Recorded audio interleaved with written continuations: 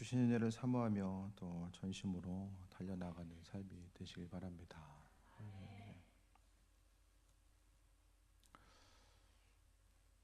집회 기간 동안에 말씀들을 들으면서 처음 듣는 내용들이 많으셨죠?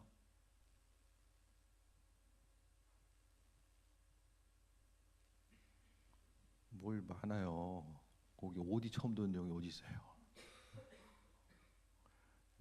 다 그냥 뭐 예화를 이야기하는 게 아니라 말씀의 원리와 법칙에 대해서 다 처음 들어보신 이야기인가요? 다?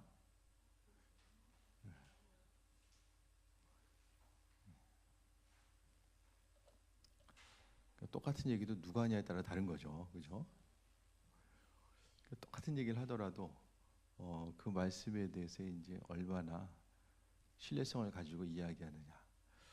그러니까 성경 얘기를 하더라도 똑같이 얘기를 하더라도 학위를 가지고 있는 사람, 성서학의 학위를 가지고 있는 사람이 얘기한 거하고 또 아닌 사람이 얘기한 거하고, 근데 성서학의 학위를 갖고 있다라는 것은 그 전공 분야가 성경이 또 방대하기 때문에 많이 나눠져요.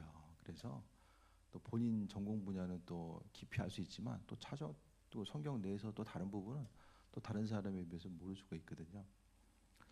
뭘 말씀드리려고 하냐면은 주신 것에 대한 그 신뢰함과 그 믿음의 영역이 가장 중요한 거고, 또 말씀을 전하는 이나 말씀을 받는 이나 하나님께서 살아 역사하심에 대해서 기대함과 소망감 가지고 나아가는 거고, 그러니까 현실에 있어서 볼 것만 볼 거냐 아니면 그분께서 앞으로 예비하심에 대해서 바라볼 거냐, 그 차이가 있는 거죠. 그것이 바로 믿음이고 그 믿음을 통해서 일하심을 발견하는 것입니다. 그러니까 믿는다는 것 자체가 무조건 그냥 하나님 하시겠지 믿는 게 아니라 그 믿음에 있어서의 전제 조건이 있잖아요. 그 믿음을 증명하는 것. 그 믿음을 증명함에 있어 중요한 것은 결국 하나님 뜻대로 살아가는 것이 믿음의 증명이고, 그것이 하나의 또 어떤 이들로서는 그 믿음을 증명하고 하나님 일하심을 경험하는 것을 삶에 있어서의 돌파라는 표현으로 하기도 하고, 또 이번에 이제 한별 목사님은 판을 옮기는 것으로서 설명하기도 하고, 그러니까 비슷한 맥락 가운데 우리가 볼 수 있는 것은 핵심적인 것은 그것입니다. 하나님 향한 온전한 믿음, 그리고 그 믿음이 내 욕심 가운데 나만 위해서 있는 것이 아니라 하나님 나라의 영광을 위해서 누군가를 위해서 어떠한 연결성을 갖고 있는가에 대해 생각하고 하나님 마음에 합한 자로서의 믿음에 의한 삶의 행동이 구비되어야지만이 그때부터 하나님의 일하심을 경험하게 됩니다. 그러니까 작은 차이 같지만은 그것을 통해서 하나님의 예비하심, 인도하심을 더 우리가 경험하면서 나아갈 수 있다라는 거예요. 그러니까 믿는다라는 거, 그러니까 능력 있는 신앙생활, 다른 것이 아니라 그러니까 보이는 것만 계속 바라볼 것이 아니라 하나님의 일하심을 발견하는 자. 예. 이곳에 몇 명이 있는가 그것이 중요한 것이 아니라 말씀을 전하고 있는 저는 한 200명 와서 앉아 있는 그 모습에 대해서 믿음의 눈으로 바라보는 거죠. 그렇게 하다 보니까 뭐 몇 명 더 있고 없고가 그게 중요한 게 아니라 하나님 일하심을 발견하면서 나아가고 그것에 대한 기대함과 소망함이 있는 거죠. 여러분의 삶의 여정 가운데서는 마찬가지입니다. 하나님께서 어떤 방향으로 어떻게 일하실지에 대한 그 소망함과 기대감이 믿음을 통해서 나아가는 것. 그러니까 똑같은 신앙생활 한다고 할지라도 정말 하나님의 살아계심과 인도하심을 증거하고 경험하며 살아갈 것인가, 아니면은 또 믿는 자로서 그렇지 못하고 구경하는 인생이 될 것인가. 그러니까 이번에 좀 발견할 수 있었던 것은 기도응답을 못 받아 보셨습니까, 여러분? 기도응답, 나는 신앙생활 하는데 기도응답 하나도 못 받아봤다. 저는 은혜가 됐던 게 하나 기도응답이 됐을 때 그것을 가지고 나머지 것들도 하나님께서 풀어나가실 것이다라고 하는 기대와 소망함. 하나 행하셨는데 또 어려움이 있을 때에 이전 것은 다 잊어버리고 전혀 경험하지 못한 사람처럼 새롭게 바라보고 하나님과의 관계성을 바라보고, 이런 모습이 하나님 보시기엔 정말 안타까운 모습이 아닐까라는 생각을 좀 해보게 됩니다. 뭐 어떤 다른 교회 교인들만 하나님의 일하심을 경험한 것이 아니라 여러분도 하나님께서 그분의 예배하심을 충분하게 비춰주셨어요. 근데 뭐가 문제냐? 그 일하심을 일하심으로써 발견하고 그것을 통해서 다른 것을 또 추구하고 하나님께서 선하시다라는 것에 대한 소망 가지고 나아가냐, 아니면 이전 것은 다 지나갔다라고 생각하고, 이전 것은 지나갔다라고 하니까 모든 걸 다 주님의 은혜를 잊어버리고 지나갔다고 생각하면 안 되고, 항상 선하신 하나님에 대한 계획하심과 인도하심을 바라보는 거죠. 그 기대함과 소망함이 우리로 하여금 또 세임 얻고 나가게 됩니다. 주신 또 은혜를 생각하고 그 모든 것들이 이제는 교회 부흥에 대해서 다시 한번 생각해보고, 시대가 그러니까 그냥 그런가 보다, 뭐 사람이 안 오는 시대니까 안 오나 보다, 그게 아니라 이 교회 가운데서 정말 하나님의 일하심을 좀 경험하고 또 나아가서 또 얼마나 멋있어요. 아, 문제 해결되려면 우리 교회 와야 돼. 아, 그거보다 더 확실한 게 어디 있어요, 그렇죠? 물론 처음부터 이제 믿는 사람들이라서 고상한 가치, 하나님 나라를 바라보면서 오는 것이 아니라 당장 눈앞에 보이는 문제 때문에 주님 찾거든요. 대부분의 사람들이 그게 되기 위해서는 내가 먼저 경험해야 되고, 또 경험되어진 이미 경험했던 하나님에 대해서 전해야 되는데, 좀 그 주님에 대해서 전하는 것이 좀 안 전하는 것은 부끄럽게 여기는 거죠. 부끄럽게. 내 안에 있어서의 주님이 부끄러운가? 다시 한번 좀 돌아봐야 됩니다. 그래서 뭐 이제 이렇게 신앙생활 한 10년 이상 하면은 주변에 믿는 사람들은 옆에 있고 안 믿는 사람은 별로 없어요. 그렇게 하다 보면 한 사람 뭐 전도하고, 김창희 사님 50명 하려면 이제 매주 데리고 와야 돼요. 이제 아니 그래도 좀 믿음을 보이면서 10명인 그래도 손을 들어야죠. 다 보고 있었어요. 10명이 손을 들었어야지. 3명, 1명.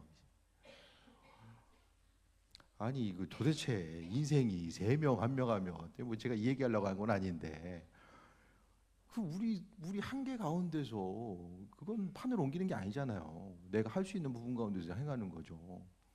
예? 그렇지 않습니까? 그 인생에 있어서의 작은 거, 큰 거, 여러 가지 것들 다 생각했을 때에 그 믿음의 행동 자체가 안전함 가운데, 저도 알아요. 여러분 주변에 다 믿는 사람이 있고 또 그동안 해봤는데 그냥 꿈쩍 안 하는 사람이 있고 다 알아요. 하지만 이제는 거기에 사로잡혀 있으면 더 이상 소망감이 없다는 거예요. 그냥 그렇게 살다가 삶이 마무리되는 것밖에는. 교회 부흥이 어려우니까 그냥 그렇게 살다가 그냥 우리 교회 그냥 여기까지 인도하신 것도 감사하고 이대로 쭉 가도 좋사오니, 이렇게 하다가 이제 그냥 한 세대 가는 거죠. 그거는 그냥 그렇게 사는 거죠. 우리 테두리 안에서. 그런데 이제는 좀 말씀이 그냥 말씀으로 집회를 끝나는 것이 아니라 이게 선한 원동력이 되어서 달려가려면 우리의 생각과 관점이 많이 좀 깨어지고, 저도 집회를 통해 다시 한번 좀 신앙의 큰 영역들이 좀 갱신되고 돌아보고, 또 버릴 것은 버리고 나아갈 바를 나아갈 수 있는, 참 여러 가지로 저 개인적으로도 좀 유익이 좀 많이 되는 시간이었어요. 그러니까 그동안 했던 대로 우리가 살 것이 아니라 이제는 있던 것을 좀 다시 한번 좀 갱신하고, 이전에 이랬으니까 앞으로도 이럴 거라는 생각을 우리가 뒤로 하지 못하면, 그것을 깨고 나아가지 못하면 앞으로 인생도 그냥 하나의 구호로 지나갈 수밖에 없다라는 거, 이것을 돌아보시고 여러분의 인생 가운데 하나님 해결하시고 인도하심에 그분을 경험하는 것, 그분의 관계성이죠. 관계성 가운데 깊이 나아가는 믿음의 주인공으로 살 것이냐, 아니면 그냥 지나가는 세월 가운데 내 몸을 맡기고, 지나가니 그래도 하나님 다 감사하긴 한데 또 하나님께서 또 쓰시는 사람, 시대 일꾼으로 쓰임 받는 사람들이 있고 또 그렇지 못한 사람이 있거든요. 이 중요한 게 뭘까? 그 마음의 생각과 중심 자체가 어디를 향해 있는가?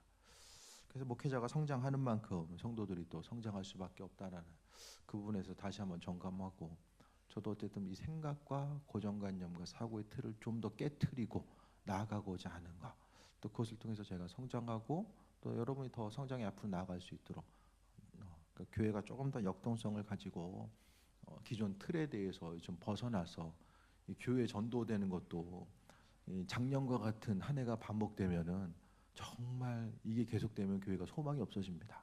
우리끼리는 즐거울지 모르지만 교회 공동체가 사람이 있어야지 또 일을 하고, 또 또 함께 협력해서 선한 일들을 만들어 나갈 수 있잖아요.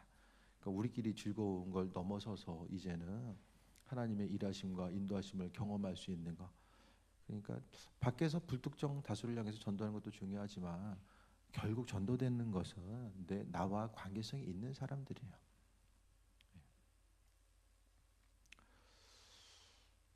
그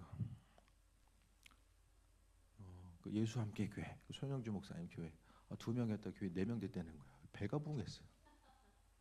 2배 부흥. 이 2배 부흥.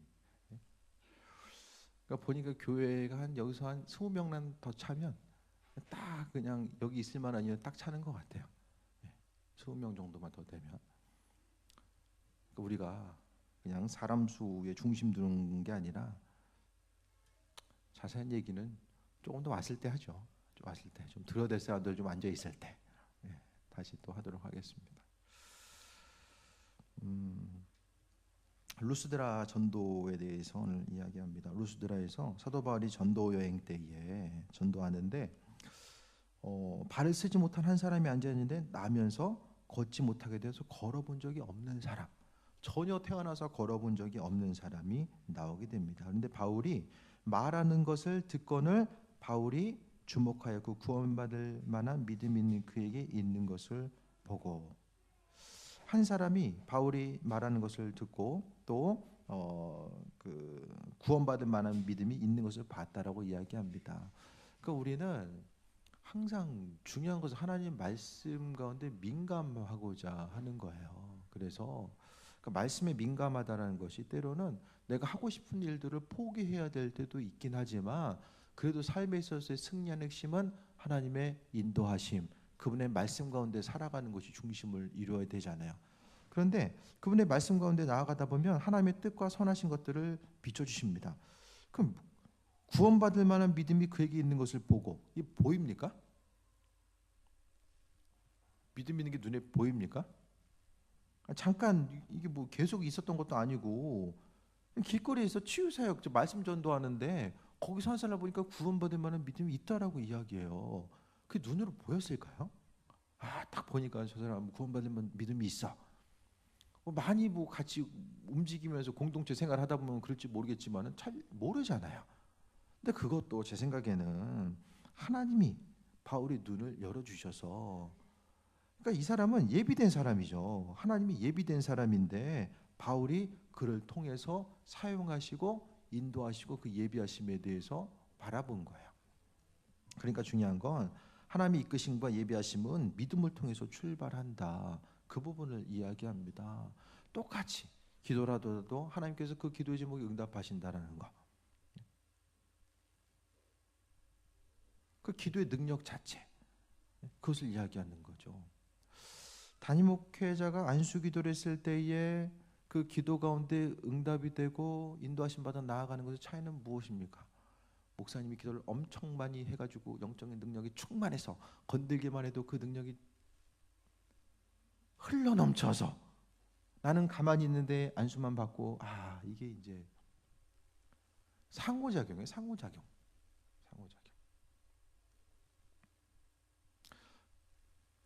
집회기를 통해서 목사님 하신 말씀 중에서 제가 여러 가지 말씀이 기억나는데,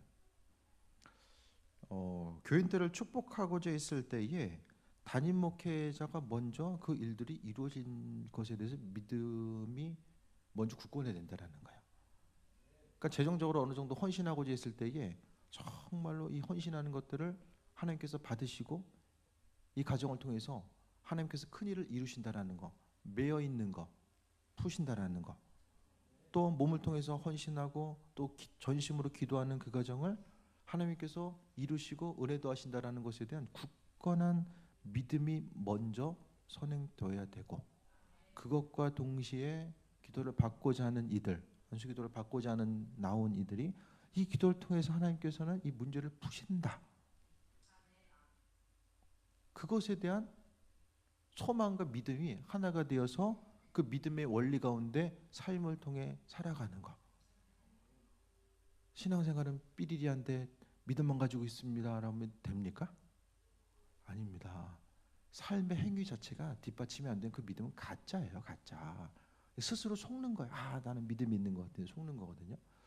그러니까 이 원리에 의해서 움직이는 것이 또 하나님의 살아계심과 인도하심을 경험하는 거죠. 그러니까 믿음의 원리가 오늘 본문에 나와 있는 것처럼 너무나도 중요하게 됩니다. 감배 목사님한테 교인들 안수기도 자주 하시냐니까 못한대요. 한두 명도 아니고 어떻게 다 해. 체력 소모가 심해가지고 할 수가 없더라는 거예요. 기도해준다고 해도 안 나오는데, 그죠? 그러니까 지금 그 가치와 소중함, 근데 믿음의 원리가 실제적으로 행함을 통해서 나타나는 것 자체가 얼마나 중요한가. 이 가치에 대해서 아는 사람은 그거죠. 그러니까 가치에 대해서 아는 게 바로 믿음이고, 절대로 우리의 신앙생활의 원리는 이 믿음의 원리를 벗어나서는 아무것도 경험할 수 없다라는 것을 또 말씀하고 있습니다. 그래서 구원받을 만한 믿음이 그에게 있는 것을 보시고, 그러니까 이 당시에 걷지 못한 사람이 분명히 많았을 거예요. 질병 가운데 잡혀 있는 이들 분명히 많았을 거예요. 그런데 이 한 사람이 구원받게 되는 것, 왜? 구원받을 만한 믿음이 그에게 있는 것을 보았기 때문에. 그러니까 보았다는 건 하나님께서 먼저 그의 믿음을 인정하신 거죠. 먼저 듣고 그 들은 것이 그냥 남 얘기구나, 그것이 아니라 실제적으로 그의 심령 가운데 박혀서 삶을 통해서 움직이게 하는 믿음의 원리가 작동하게 하는 이런 핵심적인 것. 그러니까 여기서 나와 있는 그 발을 쓰지 못한, 걷지 못한 이 사람의 특징 자체는 하나님의 마음을 움직일 수 있는 그런 믿음의 소유자였다라는 것을 이야기합니다. 그러니까 믿는 자로서 항상 그분의 뜻과 인도하심과 예비하심을 바라보고 나아가는 것. 그러니까 지금은 되어 있지 않는다라고 할지라도 하나님께서 행하실 것에 대한 기대와 소망함. 그러니까 사람이 맨날 보던 것만 보다 보면 그 삶이 참 이렇게 쪼그라드는 것을 경험하게 되는데, 하나님의 시선 가지고 앞을 바라보는 거예요. 그래서 구원받을 만한 믿음. 그러니까 여러분의 삶을 통해서 하나님 보시기에 합한 자로서 이 구원받을 만한 믿음, 이 풀릴 만한 믿음 자체가 여러분에게 있는가, 그것에 대해서 우리는 끊임없이 점검하고 돌아봐야 된다는 것을 이야기합니다. 하나님, 그러니까 은혜를 경험하고자 하고 또 어떤 기도의 제목을 가지고 나아가는 수많은 사람들이 있는데, 그 가운데서 하나님의 인도하심을 경험하는 사람들이 어떤 사람일까를 돌아봐야 됩니다. 저희도 말씀드렸지만은 하나님은, 온전한 믿음은 이 풀리든 안 풀리든 하나님에 대한 그 온전한, 하나님이 항상 선하시다라는 것에 대한 믿음과 소망을 가지고 나아가는 거예요. 근데 중요한 것은, 우리가 해야 될 것은 그분은 때를 따라 아름답게 하신다라는 그 믿음 가지고 나아가는 거죠. 그것이 바로 오늘 본문에 나와 있는 구원받을 만한 믿음과 연결지어서 볼 수 있게 됩니다. 10절에 큰 소리로 이르되 내 발로 뻗어 일어나라 하니 그 사람이 일어나 걷는지라. 이 믿음의 원리가 작동되니까 바울 사도는 큰 소리로 가가지고 살짝 가가지고 너 일어나라 이야기한 것이 아니라 다른 사람들 다 들으라고 이야기한 거예요. 그랬을 때에 바울 사도의 그 큰 목소리, 그 뻔히 나면서부터 걷지 못했다라는 것은 그 주변에 있는 다른 사람들도 다 알고 있었겠죠. 못 걷는 거. 걸으라고 하면은 어땠을까요? 미쳤구나, 이렇게 이야기한 사람도 분명히 있었을 거예요. 하지만은 큰 소리로 이르되, 다니엘이 숨어서 기도할 수 있었지만은 창문을 열고 하루 3번씩 기도했던 것과 마찬가지입니다. 그 하나님은 우리 믿음이 가지고 분량이 어떤 것인지에 대해서 저에게도 달아보시고 여러분에게도 분명히 달아보신다라는 거예요. 그 달아보실 때에 우리의 믿음의 반응 자체, 그러니까 이것을 큰 소리로 이야기할까 작은 소리로 이야기할까, 그 부분에 대해서도 하나님과의 밀접한 관계성 가운데 있다 보면은 사도 바울이 그냥 목소리가 커가지고 큰 소리 했을 수도 있고, 작게 하고 싶은데 하나님 너 크게 해야 돼, 이렇게 말씀에 순종했을 수도 있고, 자세한 건 나오지 않지만 어쨌든 확신 가지고 믿음으로 선포한 거죠. 선포하는 것 가지고 우리 몫이에요. 나머지는 하나님께서 알아서 하시는 거죠. 선포하는 거지, 이렇게 세울 수 있는 능력이 있습니까 사람이? 우린 믿음으로 하는 것이고 나머지는 하나님께서 그분의 일들을 행하신 거예요. 우리가 행할 것은 믿음으로 선포하는 데까지 했으면 우린 믿음으로 순종한 것입니다. 그랬을 때에 큰 소리로 이르되 걸으라고 하니까 그 사람이 일어나 걷게 됩니다. 걷게 돼요. 그러니까 이 사람도 어떻게 걸었어요? 구원받을 만한 믿음이 있는 사람이기 때문에 걸은 거예요. 그 믿음이 없었으면은 걸었겠습니까? 못 걷는 사람이 어떻게 걷는지를 알겠습니까? 걸어봤어야지 걷는 게 뭔지를 알죠. 근데 이 사람이 움직였다라는 것은 또 스스로 가지고 있는 믿음의 원리가 여기서 작동된 것입니다. 그랬을 때 무리가 바울이 한 일을 보고 루가오냐 방언으로 소리질러 이르되 신들의 사람의 형상으로 우리 가운데 내려오셨다 하여 바나바는 제우스, 바울은 그 중에 말하는 자이므로 헤르마스라 하더라라고 합니다. 그러니까 선교 여행 당시에 바나바가 또 얼마나 중요한 역할을 했는지를 또 볼 수 있게 되고요. 다른 사람들이 그러니까 도무지 사람으로서 행할 수 없는 일들을 행하니까 하늘에서 이 그리스 신화에 나오는 신들이 내려왔구나 이렇게 이제 생각을 한 거죠. 그래서 사람들이 와서 소와 시외 제우스 산당의 제사장이 소와 사안들을 가지고 대문 앞에 와서 무리와 함께 제사하고자 하니 그러니까 이 자리를 피했는데 나중에 그 소문을 듣고 나서 사람들이 몰려오게 되는 거죠. 하나님을 경험하는 곳에 사람들이 몰려옵니다. 찾아가는 전도도 중요하고요. 또 오게 하는 전도도 중요한 거죠. 하나님의 능력을 경험하는 그곳에 바로 은혜가 임하고 또 예비하심이 임한다라는 것을 말씀합니다. 그래서 오늘 본문 가운데서 수많은 사람들이 예배하기 위해서 몰려오는 거죠. 그러니까 이것을 통해서 사도 바울이 해야 될 것이 무엇입니까?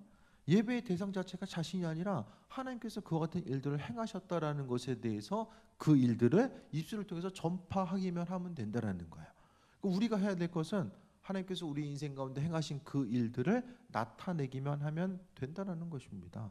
그러니까 전도하는 것이 뭐 여러 가지 힘들고 어려운 것이 아니라 나를 통해서 일하셨던 하나님을 전하는 것이 가장 쉽고 간단합니다.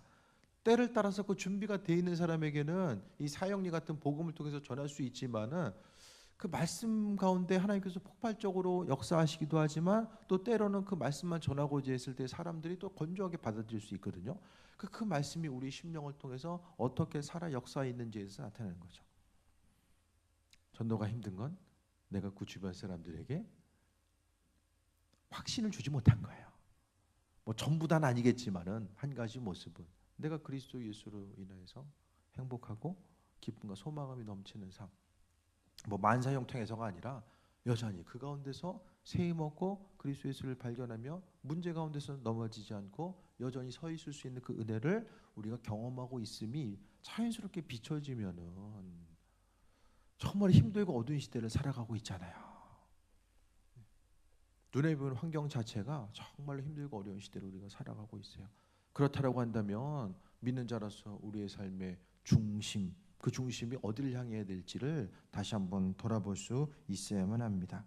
15절에 이르되 여러분이 어찌하여 이러한 일을 하느냐 우리도 여러분과 같은 성정을 가진 사람이라 여러분에게 복음을 전하는 것이 이런 헛된 일을 버리고 천지와 바다와 그 가운데 만물을 지으신 살아계신 하나님께로 돌아오게 하미니 그러니까 사도 바울이 알고 있었던 하나님은 천지 만물을 지으신 하나님, 세상 모든 것이 이 톱니바퀴 처럼 이렇게 맞물려서 움직이는 것처럼 하나로서 계속해서 연결돼 가는 거예요. 우리 인생 가운데 하나님께서 오늘도 개입하셨고 그분의 일들을 행하셨으며 앞으로의 삶의 여정 가운데서 순간순간 그분의 뜻과 인도하심과 예비하심을 비춰주실 거예요.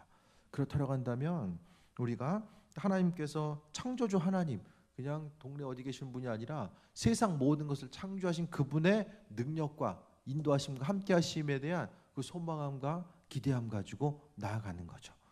주신 것에 대해서 감사함과 기대함 가지고 나아갈 수 있음이 정말 하나님의 크나큰 은혜라는 것에 대해서 말씀드립니다. 그리고 16절에 보면 하나님이 지나간 세대의 모든 민족으로 자기들의 길들을 가게 방임하게 하셨으나 그러니까 이것은 하나님이 이제 지나간 세대 가운데 일하지 않는 것처럼 보인다라고 할지라도 17절에 보면 하늘로부터 비를 내리시며 결실기를 주시는 선한 일나사 음식과 기쁨으로 여러분 마음에 만족하게 하셨느니라. 하나님은 그분의 일들을 행하셨다라는 거예요. 하나님이 움직이지 않는 것 같고 또 다른 민족들은 구원하지 않는 것처럼 보여도 하나님은 이미 그 일들을 행하셨다라는 것에 대해서 말씀하고 있습니다. 그래서 18절에 이렇게 말하여 겨우 무리를 말려 자기들에게 제사를 못하게 하니라라고 말씀합니다. 결국 신앙생활의 모든 것은 다 믿음으로부터 시작하고 믿음으로 끝나는 거죠. 근데 여기 있는 사람들은 그 잘못된 믿음 가지고 나아가니까 그 잘못된 것을 또 바른 것으로 인도해야 되는 것이 또 우리의 삶의 또 사명입니다. 순간순간 여러 가지 일들 가운데 우리가 삶을 살아가면서 내 인생 가운데 믿음의 원리가 작동되고 있는가, 그것을 생각해 봐야 됩니다. 믿음의 원리 가운데 살아가고 있는가. 그 믿음이라는 것은 그냥 무조건 불가능한 것을 가능케 하는 믿음이 아니라, 그 믿음이라는 것은 하나님은 선하신 분, 세상 모든 것을 창조하신 분이라는 것에서부터 출발합니다. 하나님 창조 주시기 때문에 어떤 일이든지 가능하시고, 또 그 일들을 우리는 사랑하시기 때문에 그 사랑함의 테두리 가운데서 우리를 이끄시고 함께 하신다는 그 믿음과 소망감 가운데 나아감에 대해서 말씀하고 있습니다. 그 온전한 믿음이 있어서 아버지를 기쁘시게 드리는 귀한 삶, 하나님과 교제할 수 있음이 우리에게 있어서 능력이고 기쁨과 충만함의 모습으로서 나오게 됩니다. 믿는 자로서 우리의 삶은 스스로 가지고 있는 믿음의 원리를 작동시켜야 되고, 또 한 가지는 순간순간 하나님의 음성에 계속해서 귀를 기울여야만 합니다. 오늘의 삶의 여정 가운데 하나님께서 이끄시고 인도하심의 그 세밀한 음성이 무엇인지를 깨달아 알고 계속해서 반응하다 보면 그것을 통해서 하나님의 뜻과 예비하심과 인도하심이 무엇인지를 경험하게 됩니다. 그러니까 가장 중요한 건 하나님과의 관계성이에요. 그분이 말씀하시고자 하는 것들에 대해서 얼마나 반응하는가. 결국 하나님 말씀대로, 믿음이라는 것은 하나님 말씀대로 움직이는 것. 그러니까 사도 바울도 이 전도 여행을 통해서 그의 삶에 있어서 이 그 풍성함을 또 나타내고 또 말씀대로 쓰임 받을 수 있었던 것은, 바울 사도는 하나님 말씀대로 움직이고 순종하면서 일한 거죠. 움직이는 거. 하나님은 끊임없이 하나님 일을 하셔야 되잖아요. 하나님 그분의 일을 하셔야 돼요, 세상 가운데. 근데 그 일들을 행하는 사람은 하나님의 뜻에 관심이 있는 사람들을 통해서 일하게 됩니다. 전혀 예수님이 누군지도 모르고 쓰임받을 준비도 되어 있지 않고 항상 이 세상을 향해서 시선이 고정되어 있는 이들 향해서 일하는 것이 아니라, 하나님은 그분의 일 자체는 그분께 쓰임받고자 하고 삶을 드리고자 하는 그 사람들을 통하여서 또 믿음으로 또 승리하는 귀한 삶을 살고자 하는 그 부분에 대해서 말씀드립니다. 믿음으로 살아간다라는 것은 어디서 무엇을 하든지 간에 하나님의 선하신 뜻과 계획하심을 바라봐야 됩니다. 하나님의 일에 쓰임 받기 위해서는 시간이 있어야 되잖아요. 뭐 시간이 있어야지 뭐 일을 하죠. 그렇죠? 또 건강이 있어야 되고 재정적으로도 뒷받침 돼야 되잖아요. 그럼 어떻게 합니까? 만약에 시간도 없고 돈도 없고 건강도 안 좋아. 그럼 어떻게 일합니까? 일할 수 있는 방법이 무엇입니까?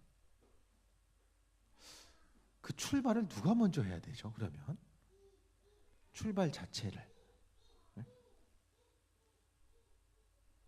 하나님의 일하심, 그분께 쓰임 받음에 있어서 바울 사도의 모습을 통해 보게 되면, 그는 이제 어쨌든 구비되어 있는 삶의 중심을 하나님께서, 사도 바울이 배운 게 아무것도 없었어요. 열정도 없어. 그걸 사용할 수 있었을까요, 하나님이? 뭐 프로그램 입력해가지고 막 사용합니까? 바울 사도? 그냥 준비되어 있었던 일꾼이라고 제가 말씀드렸잖아요. 현실을 통해 준비되어야 되는 거죠. 사람이 좋은 거 먹으면, 가진 게 아무리 많으면은 밥을 몇 끼 먹죠? 4-5개 먹습니까? 여러분 가장 좋아하는 음식이 뭐 좋아하세요? 그거 한 달만 계속 그것만 먹으라고 해보세요. 계속 그것만 먹어요. 사람이 먹을 수 있는 카테고리가 한정돼 있잖아요. 한식, 양식, 중식, 뭐 이태리식, 이 테두리 내에 있잖아요. 뭐 찾아다니면서 먹는 거 중요하다고 했을 때 맨날 먹는 것만 하면 인생이 좀 즐겁겠습니까? 먹다 보면은 그거 지겹잖아요. 더 좋은 거 어떻게 먹어요? 좋은 집 살면은 그 좋은 집을 먹는 걸 먹어도 한계가 있고, 좋은 집에 살아도, 저분들 좀 조용히 하시러 가세요. 사는 것도 이게 한계가 있잖아요. 사는 것도 집 평수도 한계가 있잖아요. 집이 아무리 좋아도, 차도 아무리 좋아도 한계가 있잖아요. 가진 것이 풍성하게 넘쳐났을 때에 나중에는 남는 거는 통장에 잔고에서 0 단위로 이제 올라가는 거, 숫자 단위가 더 붙느냐 붙지 않느냐, 이제 이거 차이밖에 없다라는 거예요.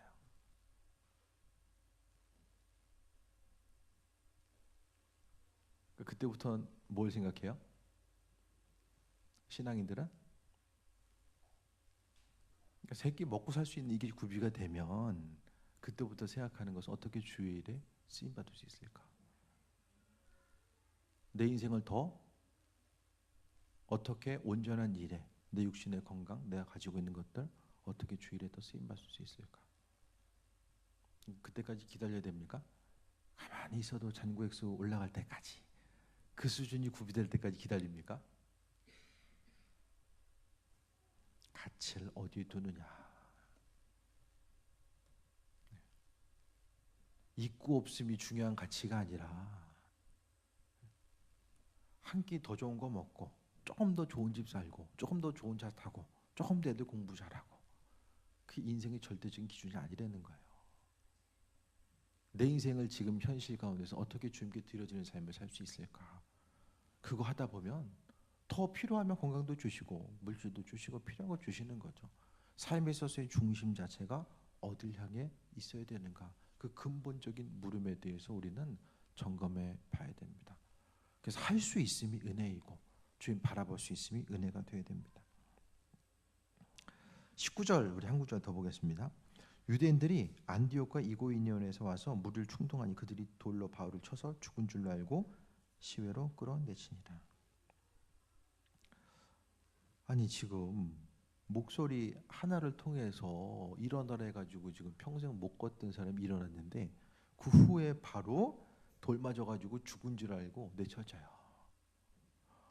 믿음의 여정 자체가 이렇게 주님 인도하심마다 나아간다고 할지라도 계속해서 굴곡이 있습니다. 순간순간 넘어가야 될 위기가 있고요. 그 위기를 통해서 하나님의 일하심과 인도하심을 경험하면서 우리가 살아가게 되는 거죠. 한번 모든 것이 다 구비되었다라고 해서 모든 것이 풀려지는 역사들, 그것이 끝이 아니잖아요. 계속해서 순간순간 어려움이 요소가 있을 수 있고, 하지만 오늘 본문에 나와 있는 것, 하나님 창조하시고 그분이 주인 되신다라는 것에 대한 그분의 사랑이 날마다 나와 함께 하신다라는 것에 대한 기대와 소망을 가지고 나아가는 것이고, 세상을 살아가면 주님의 영광 위에서 살아갈 수 있음이 우리에게 있어서의 풍성한 은혜이고 복입니다.